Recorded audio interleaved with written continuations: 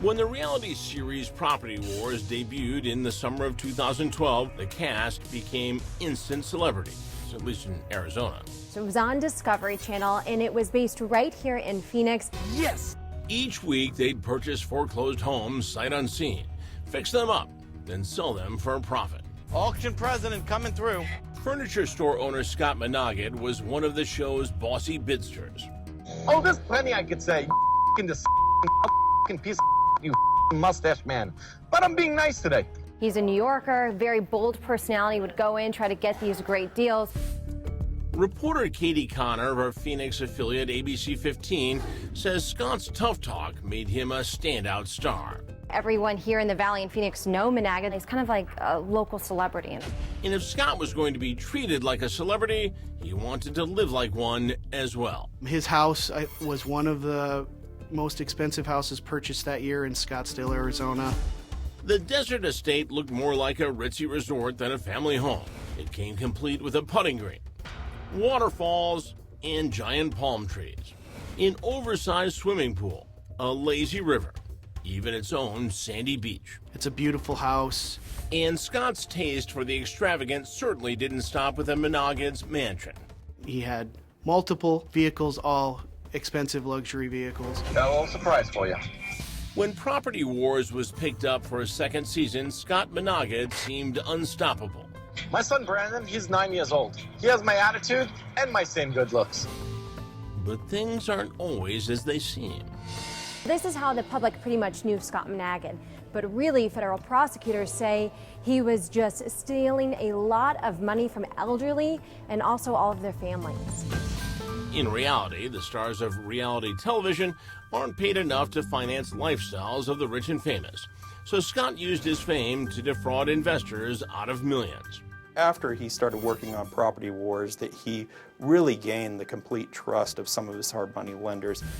One of those lenders was Denny Chittick, owner of Densko Investment Corporation. Scott convinced him to cut check after check.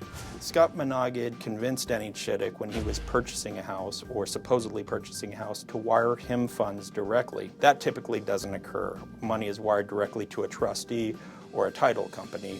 What he had done was that he took out the loans, submitted documentation to prove that he had purchased the home, but in fact he did not. Instead, Scott was pocketing the money. And we're not talking about pocket change. And the amount of money that was laundered or exchanged hands was in excess of $700 million. And investors had no idea they were being ripped off. If you didn't follow Scott around after every transaction, you wouldn't know that there, in fact, was no house.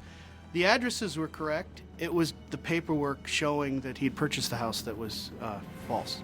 Of the 2,712 transactions that Mr. Menaged did, only 96 were actual real estate purchases. And like a house built from cards, Scott was paying back the interest on the loans he took out, with money from other loans. Scott Menaged's fraud scheme required a lot of analysis, a lot of pre-planning. But why would Denny Chittick, or anyone else for that matter, loan one person tens of millions of dollars to buy property without ever confirming that property was actually being purchased? Because he felt he knew him from the TV show. I think that a person just off the street wouldn't have gained the instant trust. Scott Menaged didn't just rely on his newfound fame. He's a very charming individual. He's very convincing. Up next, the loans are about to run dry, but Scott finds a new source for cash. Individuals that he'd find on the obituary section of the newspaper. And in a Crime Watch Daily exclusive, hear the secret recording that brought down the famous flipper. We both do not want to sit inside a prison, so. Densko Investment Corporation was one of his many sources of income, writing Menaged checks to purchase foreclosures.